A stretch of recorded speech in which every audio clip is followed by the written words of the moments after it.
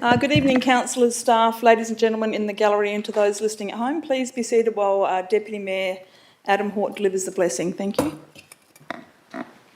Dear Heavenly Father, thank you for bringing us all here safely tonight. I ask you to bless this city, its staff and our residents. Please give us wisdom while we make important decisions for our city and its residents. In your name, amen.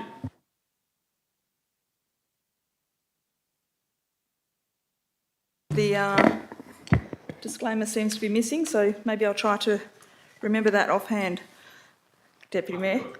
No, I do not need you to do the disclaimer. It's just that it's normally written here. But anyway, can I begin by acknowledging that we are meeting on the traditional lands of the Whadjuk Noongar people, and on behalf of Council, pay my respects to the elders, both past, present and emerging. It is now 6:59. I declare the meeting open. Announcement of visitors. As she makes the entrance through the doorway, former Mayor Councillor Olwen Searle is here with us this evening. Welcome, Mrs Searle.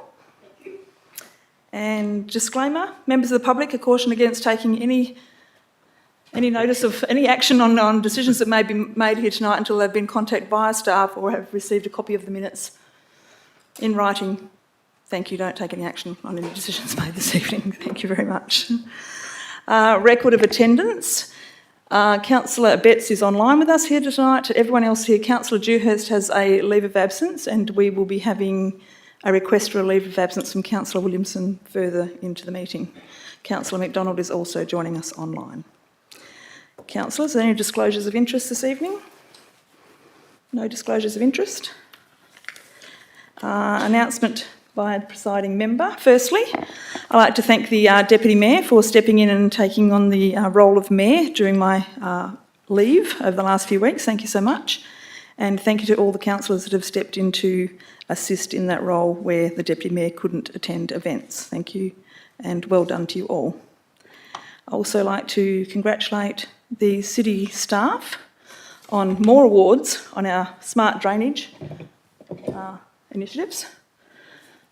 So these are recently been awarded by the Stormwater WA Excellence Award for Asset Management, and our Coordinator for Engineering Maintenance, Greg Duggan, received the awards at a small ceremony on Wednesday evening. The successful award submission is now proceeds to the national awards, and Stormwater WA have asked us to be part of a podcast so they can see the service as an exemplar in WA. So congratulations to the team and the Director, Martin Glover. And I believe that is all I have this evening. Are there any reports from delegates? Councillor Good, thank you. Thank you, Mayor Lyons. Councillors, Mayor, on the 15th of May, Councillor Baines and I attended a joint development assessment panel meeting via the Zoom facility. And this was something unusual, but I really enjoyed it and loved it because it was a $4.5 million facility for kennels, greyhounds as pets facility. So apparently they're lovely pets. They make wonderful pets. There's going to be 4 separate kennel areas in this greyhounds as pets facility, 100 greyhounds for rehoming. It's going to be in Matteson Street, Southern River, and I just thought it was an excellent development. It was approved unanimously by the Joint Development Assessment Panel, so that was a $4.5 million facility. The actual diagrams and descriptions of it just look really, really good. So I thought wonderful for our city that greyhounds can be rehomed at that place. So excellent. Thank you. Thank you, Councillor Good. That is very impressive. $4.5 million facility. Awesome. Very good. Are there any other reports from delegates? No? Thank you.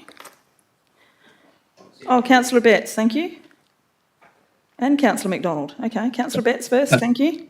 Thank you, yes. I attended the volunteers event for Circle on Saturday morning, and just want to report Circle's very appreciative of the work that and the cooperation with the city, and I just want to report just how much good work they do and the large number of volunteers that were there, and it was a good way to for Circle to acknowledge the volunteers and the good work that they do, and just I report on basically just to draw attention to the good work that Circle does in our community. Thank you. Thank you, Councillor Betts. Councillor McDonald, did you have a report from this delegate? Thank you, Madam Mayor. Sorry? Thank you, Madam Mayor. Yep. Can you hear me okay? Yes, thank you. Yes, myself and Councillor Baynes attended the South East Metropolitan Zone meeting on the 7th of April.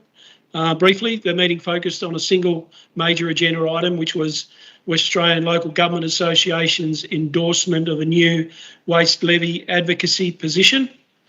So the Waste Avoidance and Resource Recovery Levy was established in Western Australia to fund programs relating to the management, reduction, reuse, recycling, monitoring or measurement of waste and administering the fund. So the current levy is applied to waste generated or landfilled in the Perth metropolitan area, and currently only 25% of the collected funds are retained for strategic waste management activities, while 75% are allocated to the ongoing operations of the department responsible for administration of the levy. So in summary, the new waste levy advocacy position emphasises full hypothecation of the levy, key areas of the levy, opposition to the expansion Councillor McDonald, you're breaking up quite considerably. application, opposition to the application levy to reduce and then get based ration. Sorry about that. I'm in the country. Is that better? Continue speaking, we'll decide. Can you hear me? Yes. Okay, the last point was the need for clear evidence-based rationale for setting and expending the levy. And the Municipal Waste Advisory Council endorsed the new advocacy position in February this year. Thank you. Okay.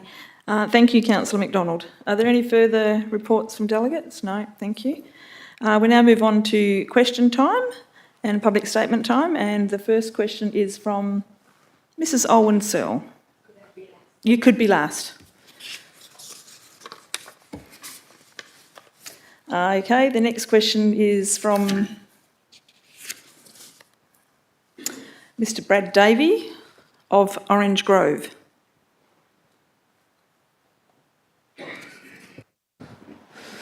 Thank you, Mayor and councillors. My question is the council going to change how they call people up for statement time or question time regarding advertising addresses? Since the last OCM, it has become a major safety risk for people with statements or questions that do not fit applicants' agendas. Generally speaking, I do mention what the address is, but if members of the public would like to write next to their please don't read out address, I'm happy to take that on. But you do still need to supply your address on your questions. Thank you.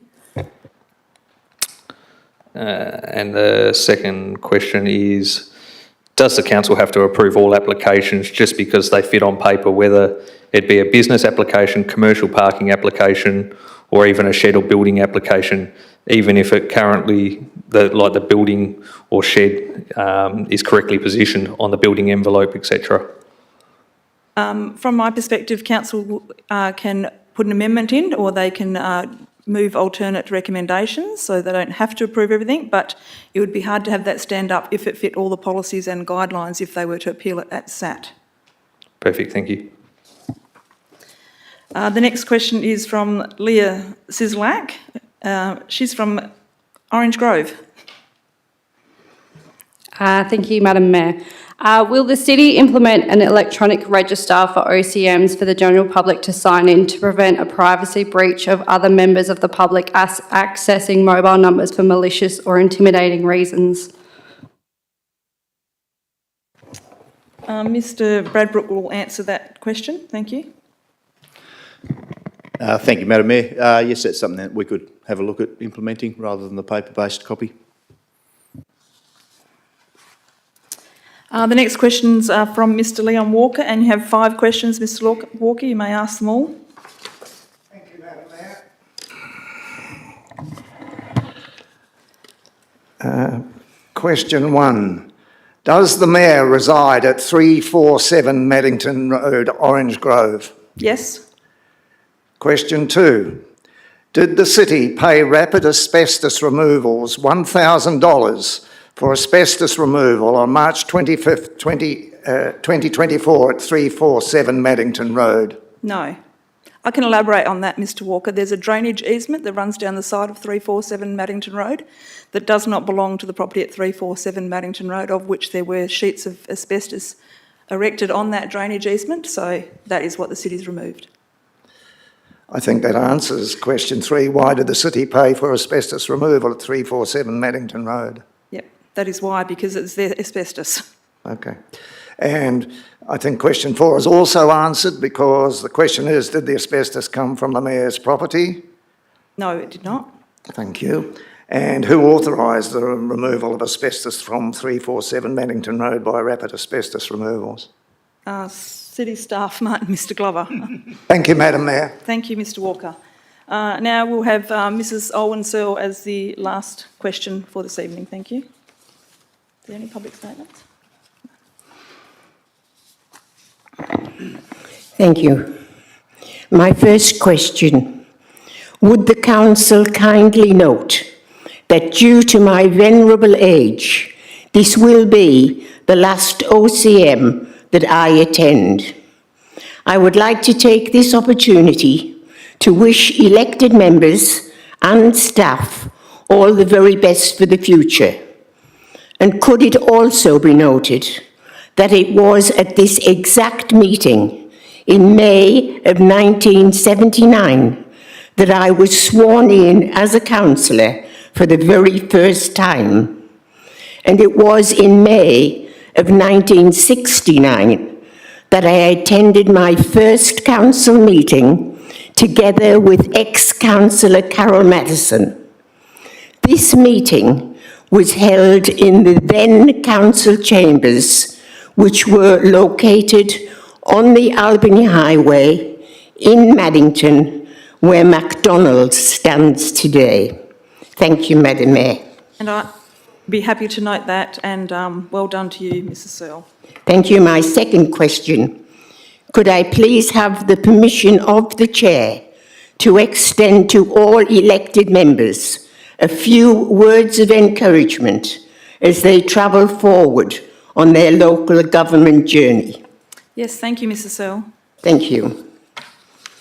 Councillors, in the early days when my time began, and I worked with a will for the future days, when the child of that moment became woman, through the moulding forces of work and play, I toiled and I sweated, nor vainly strove, though the end seemed far and the vision dim.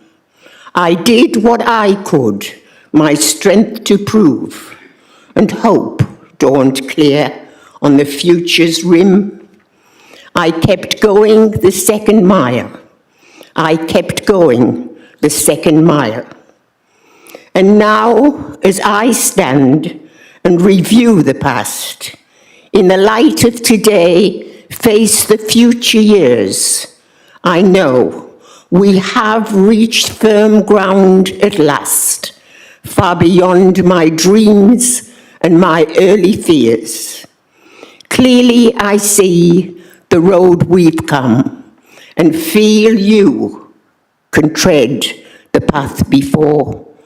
Be indifferent alike to fear and fame, vain glory and gain alike deplore. Keep going the second mile, keep going the second mile, for the work of this council will never be done.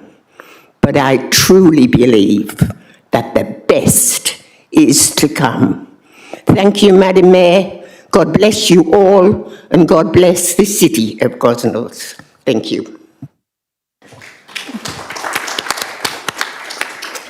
Thank you, Mrs Searle. On behalf of the councillors and staff, we once again thank you for all the work you have done over the years for the city, and your influence is still remaining to this day, have no doubt. And I'm sure it will be for a long time coming forward. So thank you so much.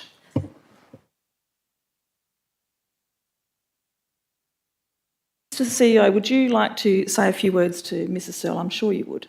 I know the relationship you have.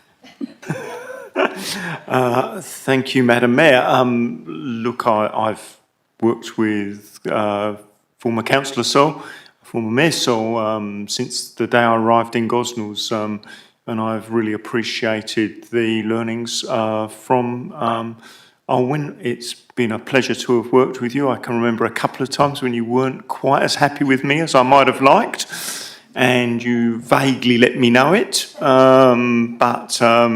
But it was always a great journey, and I really do appreciate my experiences with you. And thank you for your commitment to Gosnells. It's been wonderful.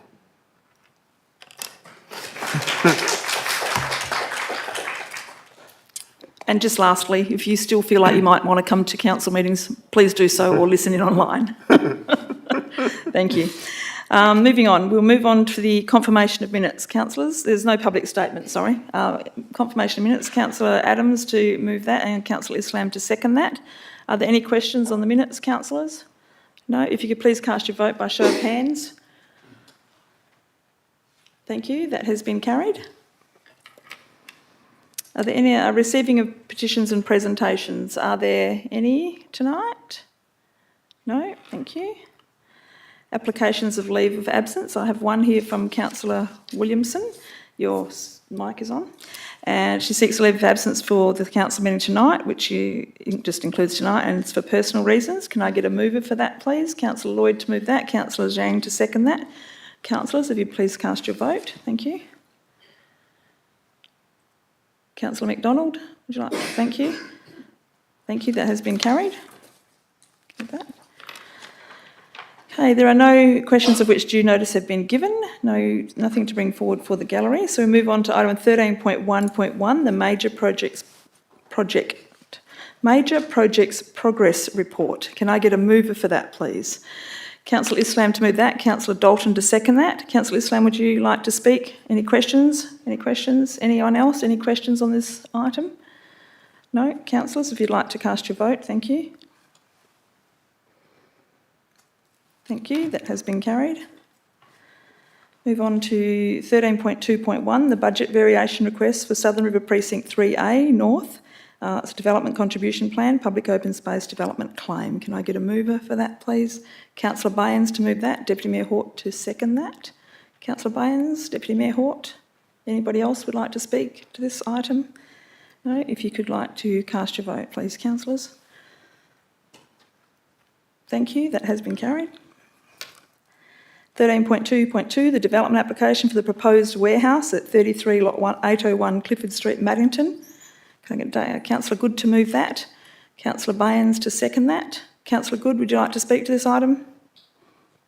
Sorry? Yes? Thank you. Madam Mayor, councillors, whilst one doesn't normally have to speak about an item like this, but I just want to make a couple of comments about it, and that is another good example of a good development, a good application. What I particularly love is the fact of Lot 801. I'm sure you've all twigged the fact that there's 3 different properties, but all on one title deed, but separated by roads.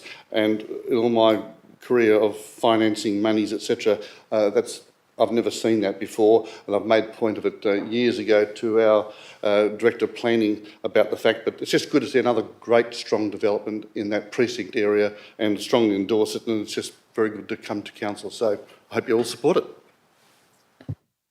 Thank you, Councillor Good. Was there any other debate or questions on this item? No, councillors, if you'd like to cast your vote, thank you. Thank you, that has been carried. Moving on to 13.4.1, the Disability Access and Inclusion Plan for 2024 to 2028. Can I get a mover for this, please? Councillor McDonald to move it. Councillor Lloyd to second it. Councillor McDonald, would you like to speak to this item?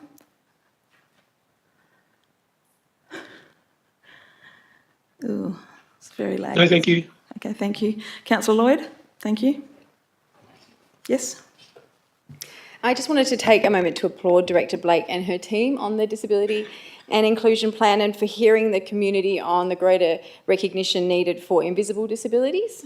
I was also happy to see at Strategy 4.5 in the city's plan to establish an access and inclusion network to convene quarterly. This is one area the community has voiced to me that they was lacking, and my hope is that this will give those seeking a local voice a facility to be heard. So thank you, Director Blick. Thank you, Councillor Lloyd. Are there any further debate or questions on this item? No, councillors, if you'd like to cast your vote, thank you. Thank you, that has been carried. Moving on to 13.5.1, 2024-25 differential rates and minimum rate. Can I get a mover for this? Deputy Mayor Hort to move this. Councillor Adams to second it. Deputy Mayor Hort, would you like to speak to this item? Councillor Adams. Councillor Good, thank you. Thank you, Mayor Lyons. Councillors, I'm supportive of the this particular motion and supportive of the rate increase for 4%. I have noted in previous, in terms of our workshops, etc., that whilst the inflation rate is currently 3.6%, and one could argue why aren't we either at or below inflation, but I also make the note that when you're looking at the wages bill of the city and the proposed wage increases which are likely to flow through from enterprise bargaining in the next 6 to 12 months, there's huge pressures on the city and its staff, but also the fact that from 1st of July, as you would all know, superannuation goes up another 0.5%, which makes it 11.5, and July 1 the following year, another half to finally it's 12%. What I'm saying is, reluctantly, I'll support 4%. I didn't particularly want to, prefer to be below the 3.6. I understand why, hence I am supportive of it, but a lot of pressures, particularly wages blowouts across many sectors in WA, as we heard earlier in the briefing session, but I'll certainly support the 4% and the fact that we're trying to maintain it to the best of our ability, as in keep it as low as we possibly can, and I'm looking forward to your amendment coming through. Thank you. Thank you, Councillor Good. I have actually, as you've mentioned, I do have an amendment, so I will table that now. It's a proposed amendment that I, Mayor Lyons, propose the following: that staff recommendation be amended to include the inclusion of the following additional part. That Council requests the Chief Executive Officer to review all properties to which unimproved value rates apply to determine whether those properties continue to satisfy the criteria associated with this rating category, and for the following reasons. Rates in the dollar for properties rated on unimproved values are significantly less than those that apply to properties rated according to gross rental values. There are 29 properties in the city that are currently rated on unimproved value. Rates on these properties generate approximately $250,000 per annum, and if those properties were rated at rural GRV rate, revenue from those properties would be in the order of $6.8 million per annum. Having discussed this issue with the staff, there are some properties currently rated on unimproved value that probably no longer meet the criteria for this rating category. As such, a review is due. Once this review is completed and appropriate properties are transferred to different rating categories, the city should also review the rate in the dollar applicable to the remaining properties to ensure the owners of these properties are making equitable contributions towards the provision of city services and infrastructure, and I'm seeking to seconder. Councillor Good, you're happy to second that. I'm not sure that I have too much more to add to this, other than it's time to have a look at these properties to make sure they're paying their fair share. I pretty much know there's at least one property in that list that should not be in this list, but we'll move forward from that. So, councillors, I ask for your support in this so that we can make sure that everyone is contributing equally to the city of Gosnells. Would you like to speak as the seconder? Councillor Good, thank you. Yes, thank you, Mayor Lyons. Look, I do support the motion because, as I think you used the words, it's what's equitable and fair. And to me, if you've got an improved property, you need to pay your fair share of rates. The fact that we have some properties that haven't been identified is a concern. So I say well done for identifying it, that there's an issue there. We'll see what the review brings about. But to me, it's always about fairness. If you own a property with improvements, you must need to pay your fair share. I look forward to seeing the review if it can come through. Does anybody else want? Deputy Mayor Hort, thank you. Yeah, thank you, Madam Mayor. I want to applaud you for picking up on this. I think it's a wonderful way for us to make sure that everything is equitable and fair. My concern is that this hasn't been reviewed as part of the city's normal process. And I'm concerned that maybe in 5 years' time we're going to have to put up the same motion to make sure that unimproved truly means unimproved, What assurance do we have that this is being reviewed into the future, not just as a once-off, to make sure that everyone is being fair and treated equitably? And the CEO will respond to that question. Thank you. Madam Mayor, in the past, we've reviewed categories of certain properties and whether they're in the right category of rating, and there's been reports that have come to council suggesting changes. But I think from now on we can put it in the calendar of things that we must do, and we'll then bring it up on that rotational basis. Thank you, Mr CEO. Are there any other questions or debate on this item? And I don't believe I have to close on this other than to say I hope that you will all support this amendment. Thank you. Can I get a show of hands for voting on this? Thank you. Councillor McDonald is not supporting, or has he got lag again, I think?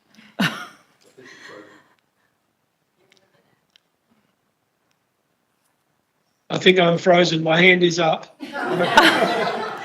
Are you voting for or against this item, Councillor McDonald?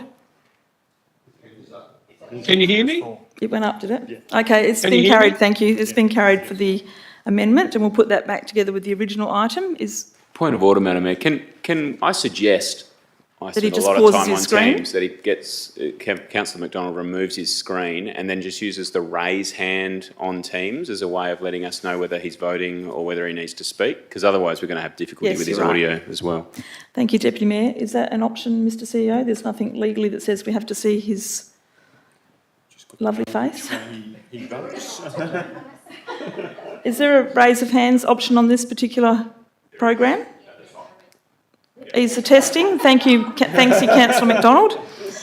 Okay, we're going to now put that amendment back with the original item. Is there any further debate on the original item or any questions on the original item? Put the two together, and if everyone could please cast their vote by show of hands. Yay. Thank you, that has been carried.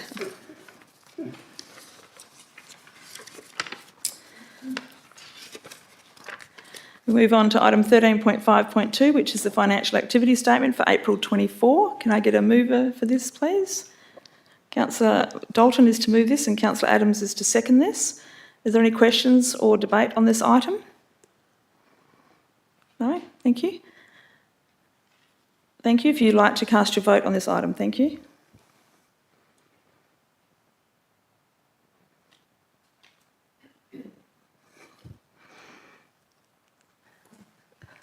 Thank you, councillors. That has been carried. Item 13.5.3, the payment of accounts. Can I get a mover for this, please? Deputy Mayor Hort to move this and Councillor Islam to second this. Is there any debate or questions on this item, councillors? No? If you could please cast your vote. Thank you. Thank you, councillors. That has been carried. Item 13.5.4, the representation arrangement for wards. Councillors, this has been done a little bit differently in that there are two recommendations. Have I got a councillor that would like to move one of those recommendations, and if so, which one is it?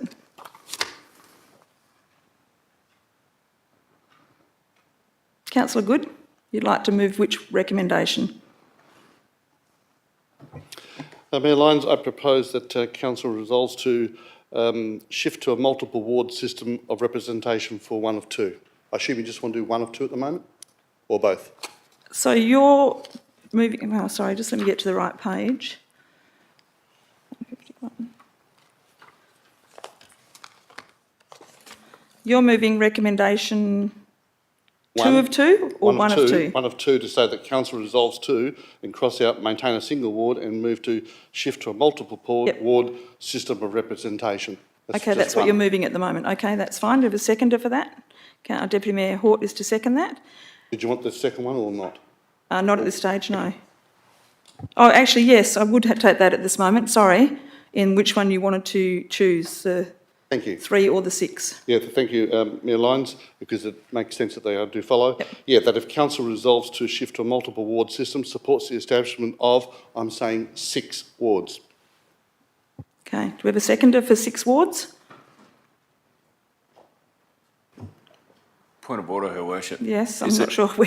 Is there any chance that we can split these, because I think it's a lot of debate that'll happen Yeah. around this, and I'm not sure that 3 or 5 minutes is going to be sufficient if we're talking about pro or against Yes. wards, and then also numbers.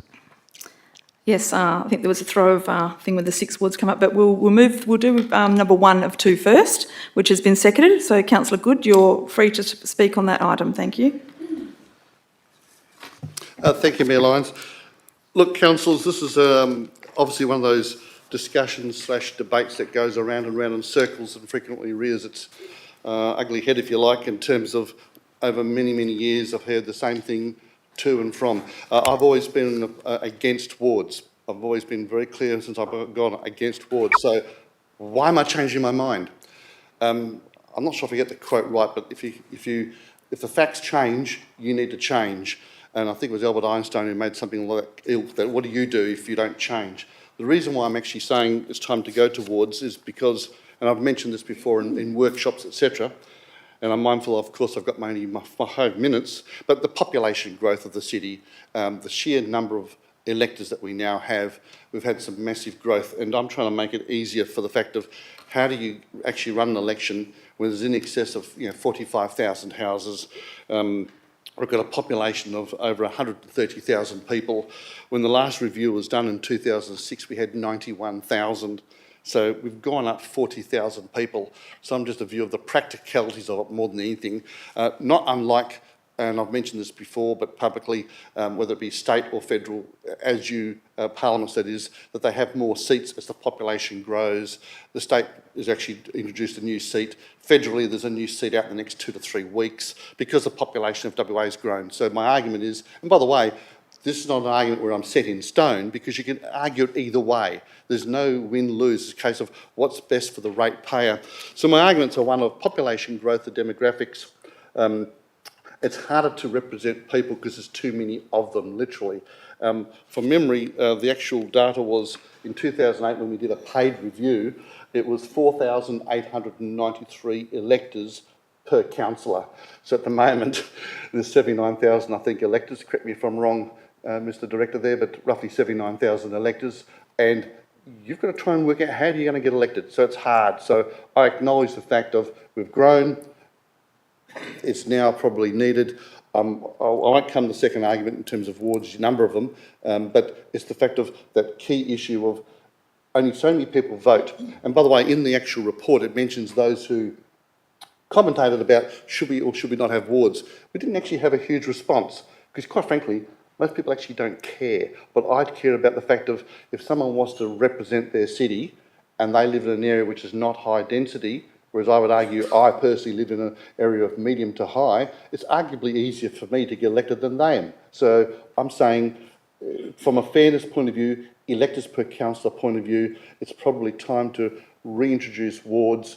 I note that the big cities, i.e. Wanneroo, Stirling, Joondalup, they all have a mixture between 5, 6 and 7 wards. Even our neighbours to the north of us, Canning, have 5, Armidale have 7. Not that you have to copy everybody else, but just from a sheer logistics point of view of trying to get elected and managing it. At the moment, you can literally hide and still get elected if you've got deep pockets and you can spend a lot of money on advertising. You literally can do so. If you're really good on your social media and you can do things, you can get elected. I'd rather it more individually based. Individually, people know who you are. So I won't go on about it because it's one of those conversations you could go forever and ever. But I'll leave you on this one final comment. I travelled from Canning Vale to Maddington yesterday and it took me 20 minutes to get somewhere where once upon a time I could do it in about 10 to 15. The sheer volume of traffic on the road, that was just going through Wharton Road, Burslem Drive. I'm thinking, God, it's getting harder and harder. It's just tougher to get anywhere. So it's just easier because we've grown, density, it's time for wards, but I won't lose sleep if it doesn't get up. So thank you. Thank you, Councillor Good. As a seconder, Deputy Mayor, would you like to speak to this item? Thank you. Yeah, thanks for the opportunity, Her Worship. I've been on a bit of a roller coaster of opinions on wards myself, Councillor Good, in my nearly 5 years on council, and it certainly started off being vehemently opposed to wards, and I remember speaking against wards probably in my first year as a councillor as well. Something that's really changed for me with time is I do have strong feelings that ward is a better way to go, not so much for a councillor, but for a local resident. And something that's really stuck in my mind now, I mean, everyone knows here that I've got 4 weeks and 1 day until I resign as a councillor. And many of the people in the communities that I've worked with over the years who are now coming to me with issues, because we create partnerships, don't we, in our local community, they're saying, well, who do we go to next? Who do I partner with? Who's going to care? And often I'm kind of, well, you know, everyone cares. And I'll make suggestions as to maybe someone who's local or someone who understands their area. And more often than not, the question is, but will they care? Do they know my street? Do they know my suburb? Do they know my park? Do they know the issues that we're having in this particular area? And that's a hard conversation to have. Councillors, I believe we have a very active councillor, and it's not a disparaging comment on them at all at the moment, but it's such a big city and it's so hard to be across it all. When I travel around Thornley, where I live and spend a lot of time, one thing I've learnt when I've started to jog is to mention as often as I can that I'm a runner now. I've done that for about 6 months. So as I run around, I notice all sorts of things and often am able to pick up on things that maybe no one else has picked up on. So maybe we had a prime mover that was parked at Walter Pabry Park, and I saw a couple of ladies there who were complaining about it. I said, what's the deal with this prime mover here? And they said, oh, they're always parked on the park, it's killing the grass. And I said, well, have you mentioned it to council? They said, oh, I didn't even think council would care about that kind of thing. It's just getting used to it. You're out there, you're seeing these things. It's that interaction that happens in that local community, and we simply can't be across it all. A local area needs a local champion, a conduit to the city, and someone that they can count on. The other thing I quite like with wards, just to talk about the pros of it, is talking to other councillors in other councils. Even on the weekend, I was talking to Deputy Mayor Amanda Spencer-Teo, who was saying how wonderful it is to have a ward and another councillor in her ward. They CC each other into all the email correspondence they're having with their fellow residents. It allows them to progress matters quickly. It allows them to be across their own area really very well. And I think that adds a layer of oversight, of transparency, but also just more than one mind thinking about the same issue and being across a particular area. And it doesn't mean we can't do that with a no ward system or a one ward system, but I think it's more organic with wards as well. I think one of the big concerns I know one of the big concerns I'd had with moving to wards as opposed to a one ward system was the cost of by-elections, and that was something that really concerned me. Things happen, right? A good example of that where people need to leave. What we do know now is within a 4-year term, in the first 12 months of that term, you can resign as a councillor, and there's 2 people that can replace from that election, and that will happen with wards as well. So in that first 12 months, it's not an issue. Then in the second 12 months, you're coming up to an election, right? So if you happen to resign in that first 3 months of the second year, so after that 12-month period is over, then sure, you need to go for a by-election. Now, I'm reliably informed by the CEO in that last 9 months of the second year, you can actually prolong or sit without a councillor until the next election is going to occur, which is always every 2 years, as you know. And then someone could go up for election and get a 2-year term to see out the rest of that councillor's time. So there's really, in a 48-month period, only a 3-month period where you're actually going to need a by-election, and I think most councillors could probably make that work for a 3-month period and maybe push it out or do it a little bit earlier to make sure that their ward wasn't without a councillor.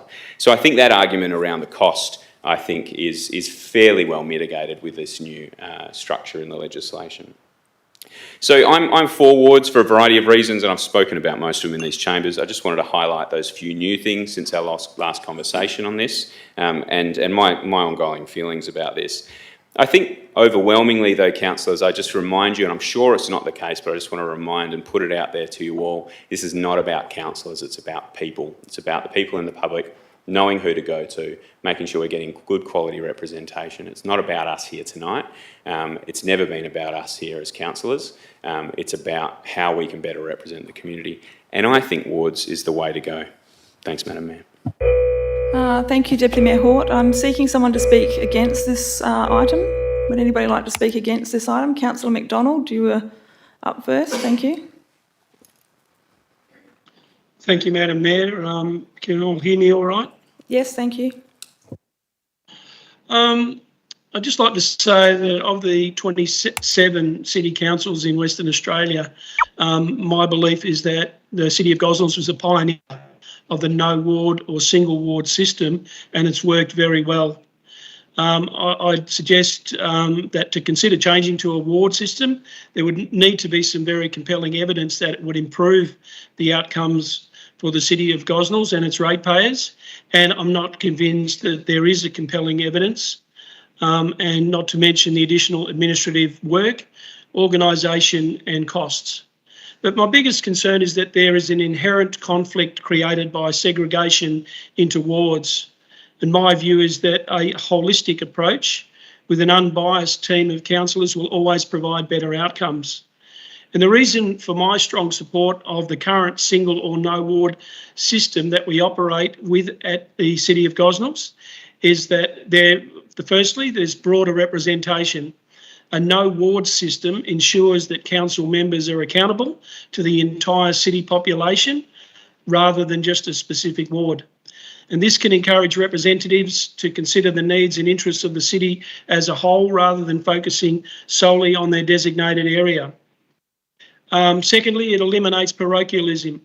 In a ward system, councillors may prioritise the interests of their specific ward over the greater good of the entire city. A no ward system can reduce parochialism and encourage a more holistic approach to governance. Thirdly, it encourages consensus building. So representatives in a no ward system are more likely to work collaboratively and find common ground since they are all responsible for the well-being of the entire city. And this can lead to more consensus-based decision-making. Fourthly, it reduces gerrymandering. So ward systems can be vulnerable to gerrymandering, where district boundaries are manipulated for advantage. A no ward system eliminates this risk since there are no districts to manipulate. And whilst this is unlikely to be an issue for the City of Gosnells, it certainly could be an issue where councils become factionalised. Wards can cause factionalisation. Fifthly, I think it promotes equality. All citizens have equal access to all their council representatives in a no ward system. And this promotes the principle of equal representation and fairness in local government. It's a ratepayer's choice. Ratepayers have the choice of selecting from the list of all 12 councillors to reach out with their concerns. And certain residents may feel more comfortable reaching out to certain councillors for a variety of reasons. It encourages citywide problem solving. So complex citywide issues may be better addressed in a no ward system as representatives focus on comprehensive solutions rather than localised fixes. A ward system mitigates minority vote dilution. So in ward systems, it's possible for minority populations in some wards to have their votes diluted if they are outnumbered by the majority. A no ward system can help mitigate this. A no ward system can be administratively simpler and potentially less costly to operate. Are you able to just repeat the last two sentences because you went a little bit haywire there? Thank you. Thanks, Madam Mayor. So it mitigates minority vote dilution. So in ward systems, it's possible for minority populations in some wards to have their votes diluted if they are outnumbered by the majority. A no ward system can help mitigate this issue by ensuring that all votes carry equal weight across the entire city. A no ward system can be administratively simpler and potentially less costly to operate since there are no boundaries to redraw and all council members represent the same constituency. The arguments that a multiple ward system would provide localised representation, neighbourhood focus, proximity to issues and accessibilities to councillors, I can't accept. In my years on council, I've witnessed councillors working in all corners of the city, and for me personally, no matter what suburb a resident has called me from, Sorry, Councillor McDonald. I've always provided the same standard. You have gone over your 5 minutes. Would you like to request an extension of another 5 minutes? Oh, thank you, Madam Mayor. Yes, may I request an extension of another 5 minutes? Yes, and Deputy Mayor is happy to second that. And councillors, could you please vote on that? Thank you. Yes, you can have another 5 minutes. Thank you. Thank you, Madam Mayor. So, in my years on council, I've witnessed councillors working in all corners of the city. And for me personally, no matter what suburb a resident has called me from, I've always provided assistance and care. And keeping us united as a council is a priority for me. Having wards would certainly make it easier to campaign for individual candidates in terms of costs and numbers required to be elected. But are these individuals elected in wards a true reflection of what the entire community wants? What if I'm a resident who does not want to select any of the candidates in my ward, but there are candidates in other wards that I would like to vote for? I disagree that wards can provide opportunity for diverse communities. The recent election clearly shows the diversity of candidates that nominated. The argument that most Perth Metro councils have wards, so we should have wards, I also disagree with. In my opinion, the councillors of the time made a bold and courageous decision to buck the norm and move to a single ward system, which I believe has worked extremely well for the city of Gosnells and its residents to date. And just in summing up, the city of Gosnells has been working very well without wards for some time. The saying, why fix it if it's not broken, comes to mind. Community consultation showed unequivocally that wards are simply not a priority for ratepayers. All of my activities on council are at the behest and on behalf of the city of Gosnells, and I've heard nothing of any consequence that suggests our community are at all interested in wards. We're all individual councillors who contribute in different ways, but as a unified team, we are what makes this council great.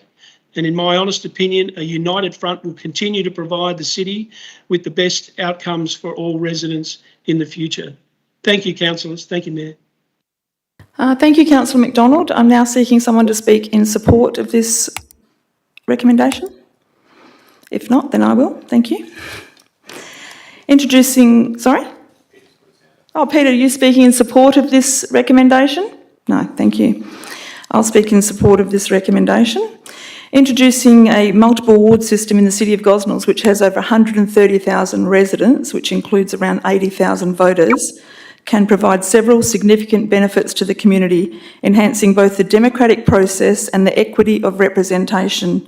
I firmly and wholeheartedly believe this is the best approach for our community, despite the contentious nature of this issue. I understand that there may be councillors here tonight who are in favour of keeping the status quo. I also understand and accept that they have their reasons for this, that is their truth, and is based on what they have read, what they have experienced and who they have spoken to. However, my truth, which is also based on what I've read, what I've experienced and the residents I have spoken to, is that I believe smaller wards are in the best interest of our community. I believe smaller wards will allow councillors to have a better understanding of the specific needs and concerns of our residents. This is basic maths. When you have less people, you have more opportunity to connect and understand.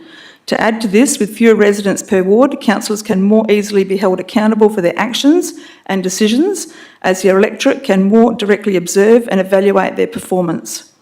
People may feel more connected and invested in local politics when they perceive that their vote has more significant impact. And this could lead to a higher voter turnout, fair representation from each suburb, and a higher level of community engagement. Smaller wards can result in residents that are more relatable, ensuring that the unique interests of various communities are represented. This can help marginalised or minority groups gain a stronger voice in the political process. Smaller wards could also lead to a more diverse array of councillors, which would provide a wider range of perspectives and solutions when considering policies. Councillors of smaller wards can focus on local issues more effectively, leading to quicker and more efficient solutions for community-specific problems. Better understanding and advocacy for local needs can lead to more equitable and appropriate allocation of resources and public services. I have to take a drink, sorry. Councillors, we need to acknowledge that we have had community events where the numbers have been lower than desirable, and how many times Have you heard community members say, "Oh, I wish I had known about that event"? Councillors, when we hold community events and the numbers are low, this is without a doubt the disappointment to the staff and to the ratepayers. I do not suggest this is the fault of the staff for this. I'm merely stating that a large portion of our community are disconnected. By having smaller ward councillors, we would have a more direct opportunity to encourage residents to attend and connect with each other. Smaller electoral wards can foster a sense of community identity and cohesion.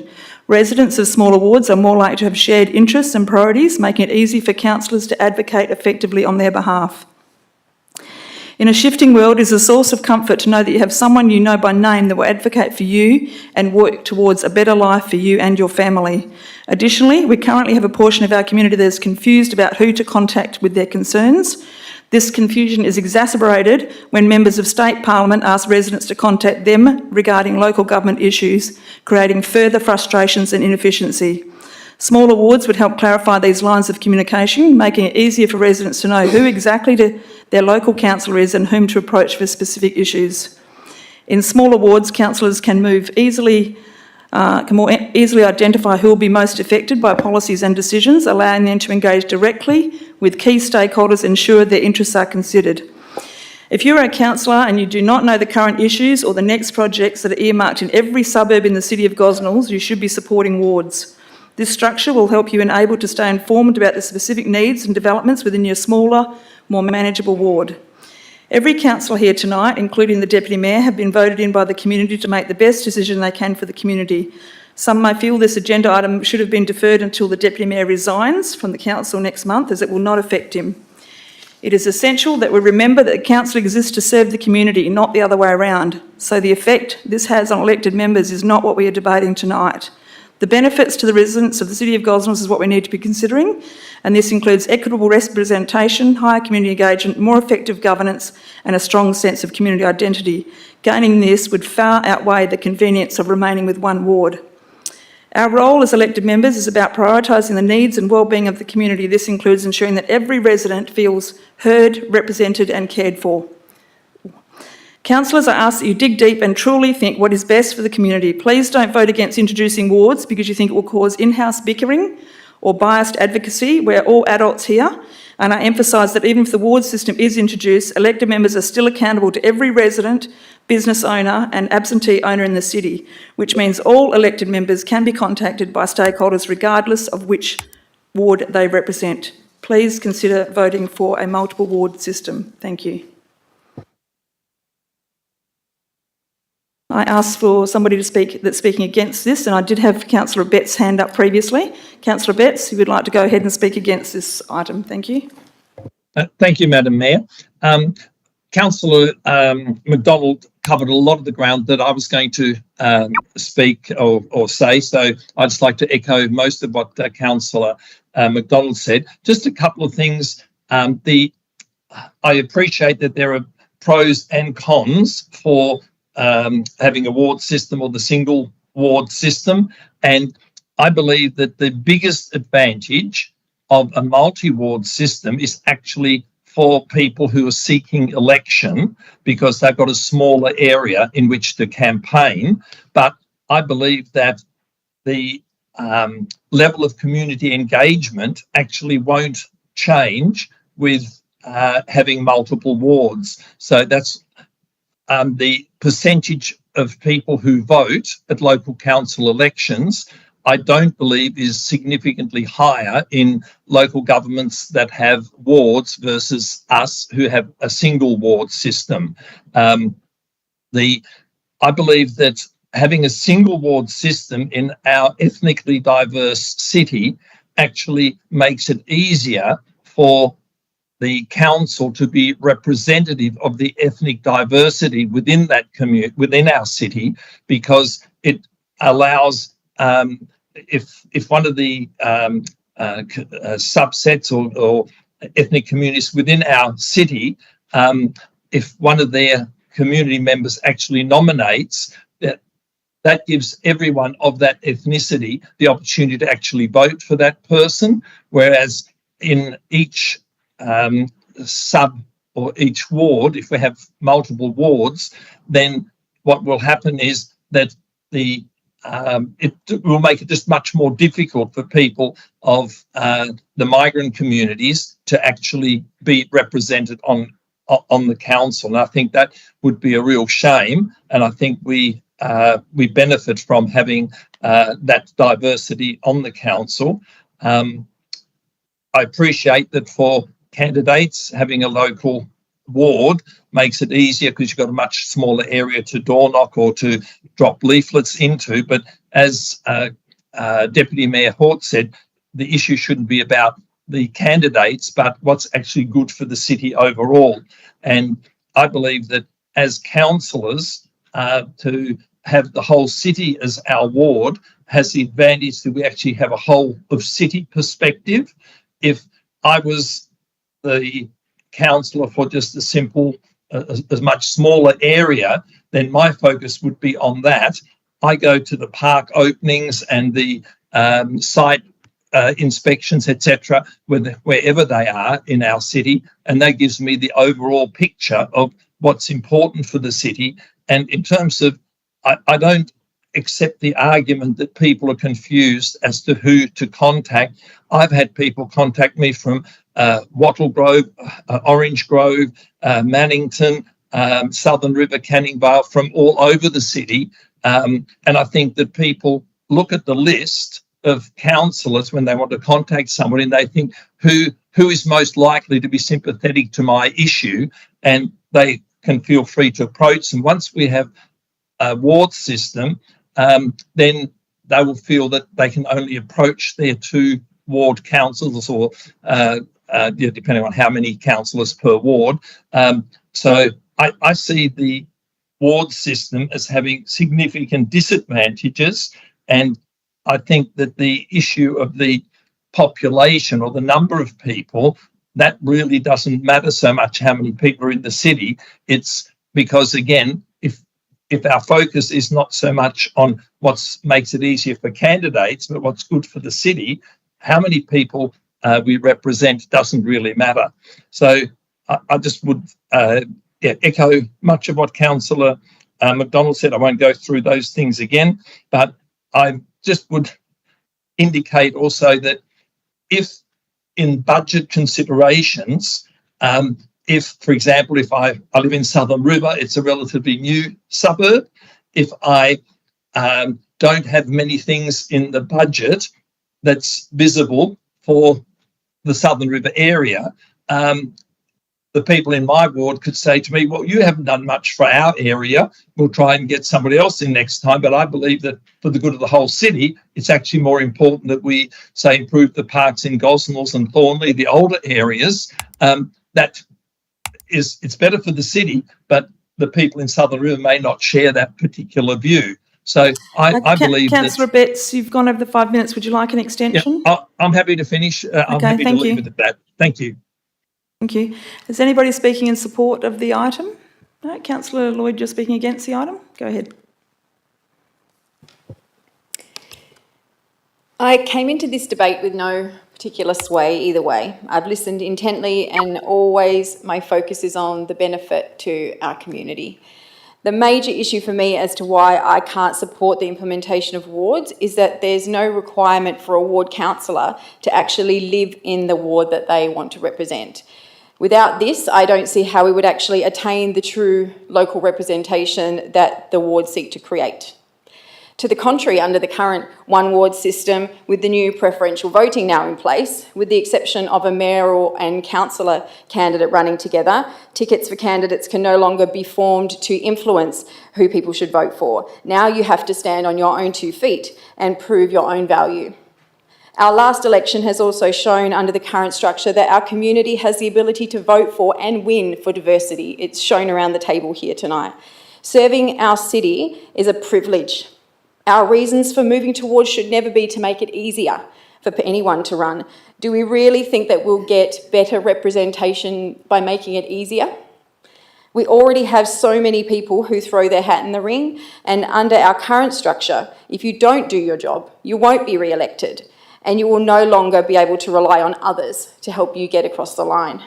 The more transparent and less influence, in my opinion, the better for a council that actually reflects the true voice of our community. Thank you. Thank you, Councillor Lloyd. Is there any further debate on this item? Councillor Islam, thank you. Thank you, Madam Mayor. Can I just start with asking a few questions to the CEO, and then I can make some comments there. First question is, how many complaints have we received from a particular residents from a particular area complaining that the elected members not been representing that particular area, if there is any?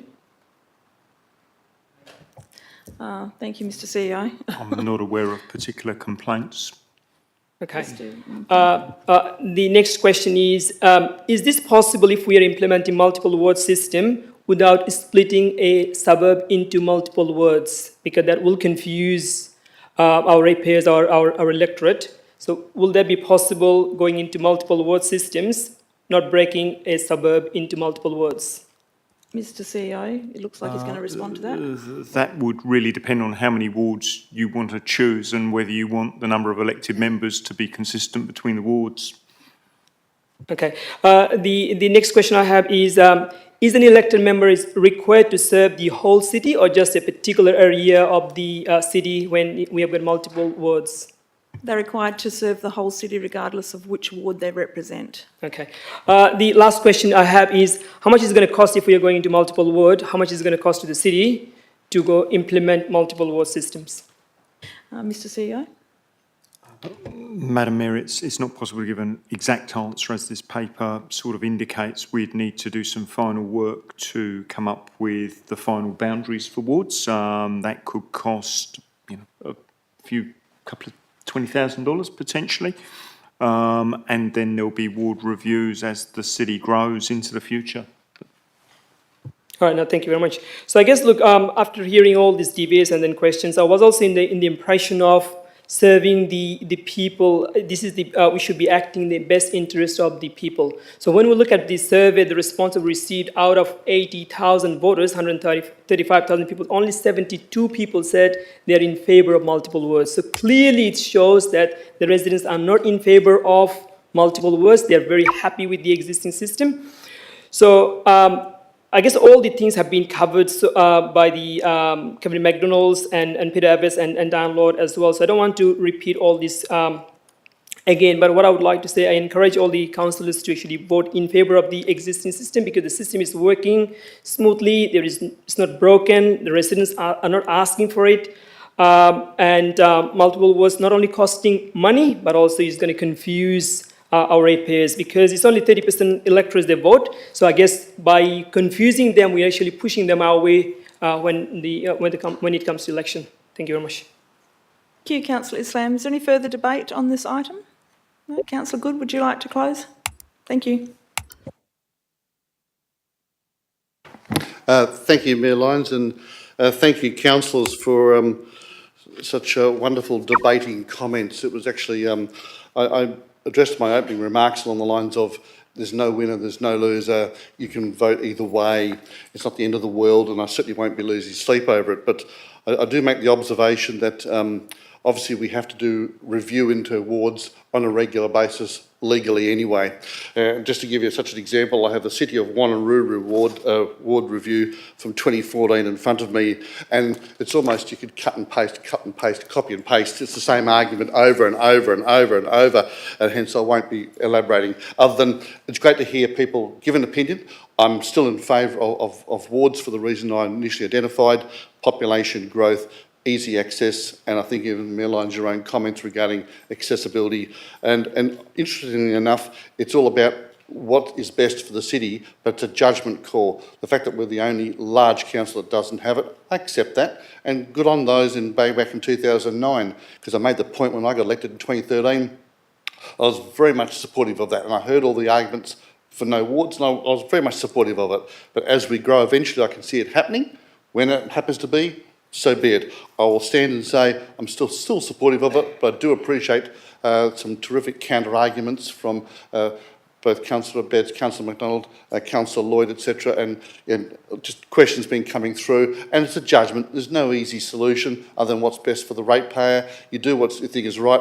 I still think now is the time.